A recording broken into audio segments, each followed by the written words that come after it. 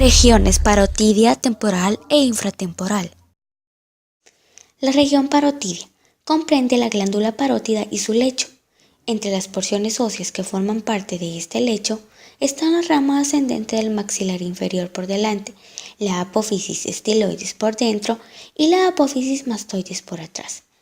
Estas estructuras, junto con ciertos músculos insertados en ellas, forman canales en la glándula. La región parotidia está limitada hacia atrás por el esternocleidomastoideo y hacia abajo por el digástrico. La región temporal es la que se encuentra en la parte lateral de la cabeza, la sien. La región infratemporal está abajo de la temporal y por dentro de la rama ascendente del maxilar inferior. Glándula parótida. La glándula parótida es la mayor de las tres grandes glándulas pares, parótida, submaxilar y sublingual, que junto con numerosas glándulas pequeñas de la lengua, los labios, los carrillos y el paladar, constituyen las glándulas salivales. A la secreción combinada de todas estas glándulas se le llama saliva. La parótida es una glándula tubuloalveolar compuesta y es del tipo puramente seroso. Es una estructura amarillenta lobulada y de forma irregular.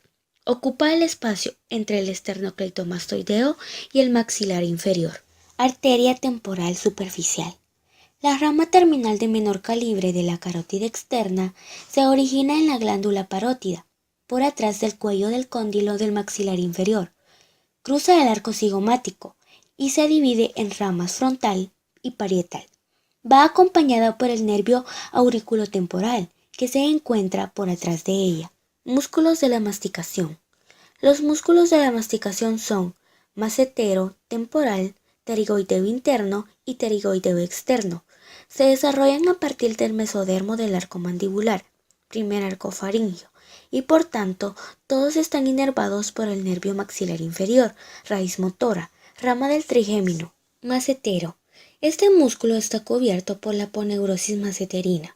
Se origina en el borde inferior y la cara interna del arco cigomático y se inserta en la cara externa de la rama ascendente del maxilar inferior. Su inervación es el nervio maceterino del tronco anterior del nervio maxilar inferior. Su acción es un potente elevador del maxilar inferior. Es palpable al apretar los dientes. Fosa temporal e infratemporal. La fosa temporal está limitada por la línea curva temporal superior, la apófisis frontal del hueso cigomático y el arco cigomático. La fosa infratemporal está limitada hacia adelante por la cara posterior del maxilar superior, hacia arriba por la cara infratemporal del ala mayor del esfenoides, hacia adentro por la lámina pterigoidea externa y hacia afuera por la rama ascendente y la apófisis coronoides del maxilar inferior. Temporal. El temporal es un músculo en forma de abanico que se encuentra en la fosa temporal. Se origina en el piso de la fosa, por abajo de la línea curva temporal inferior y en la cara profunda de la aponeurosis temporal. Se inserta de manera complicada en la apófisis coronoides y en el borde anterior de la rama ascendente del maxilar inferior. Su inervación son las ramas temporales profundas del tronco anterior del nervio maxilar inferior. Su acción: el temporal mantiene la posición del maxilar inferior en reposo y lo eleva en la oclusión de los molares. Pterigoideo interno. Este músculo se aplica a la cara interna de la rama ascendente del maxilar inferior. Se origina por medio de dos porciones. La profunda se origina en la cara interna del ala pterigoidea externa y en la apófisis piramidal del hueso palatino. La porción superficial se origina en la apófisis piramidal del palatino y en la tuberosidad del maxilar superior. Se inserta en la cara interna del maxilar inferior, cerca del ángulo. Su inervación por una rama del nervio maxilar inferior. Su acción: actúa como sinérgico del macetero para elevar el maxilar inferior. Pterigoideo externo. Este músculo se aplica a la cara infratemporal.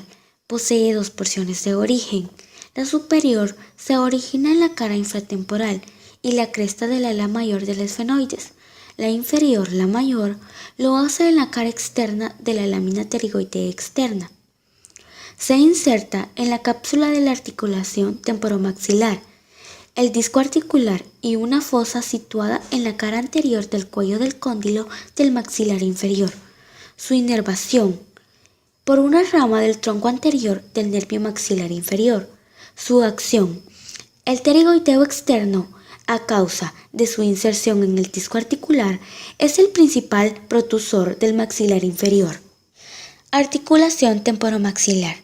La articulación temporomaxilar es una diartrosis entre el tubérculo articular, la cavidad glenoidea y el tubérculo posglenoideo del hueso temporal por arriba, el cóndilo del maxilar inferior por abajo. Un disco articular divide la articulación en dos compartimientos, una articulación plana por arriba y una bisagra por abajo. La articulación es subcutánea por afuera. Por dentro se relaciona con la espina del esfenoides y el agujero redondo menor por delante, con la lámina pterigoidea externa y por atrás con la glándula parótida, el nervio auriculotemporal y los vasos temporales superficiales. Arteria maxilar interna. Esta arteria, la rama terminal de mayor calibre de la carótida externa, se origina en la glándula parótida, por atrás del cuello del cóndilo.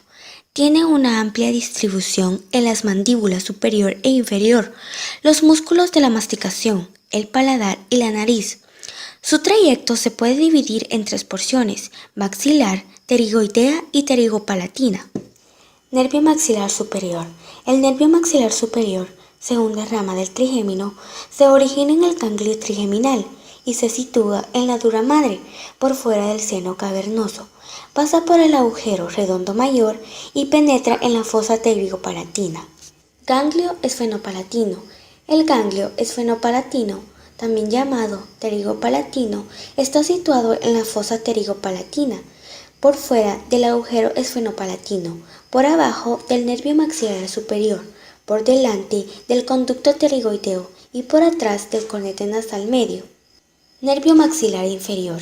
El nervio maxilar inferior o mandibular, tercera rama del trigémino, se origina en el ganglio trigeminal y junto con la raíz motora del trigémino pasa por el agujero oval hacia la fosa infratemporal. Ganglio óptico. El ganglio óptico está situado en la fosa infratemporal, inmediatamente por abajo del agujero oval, por dentro del nervio maxilar inferior, por fuera del peristafilino externo, por delante de la arteria meningia media y por atrás del músculo pterigoideo interno.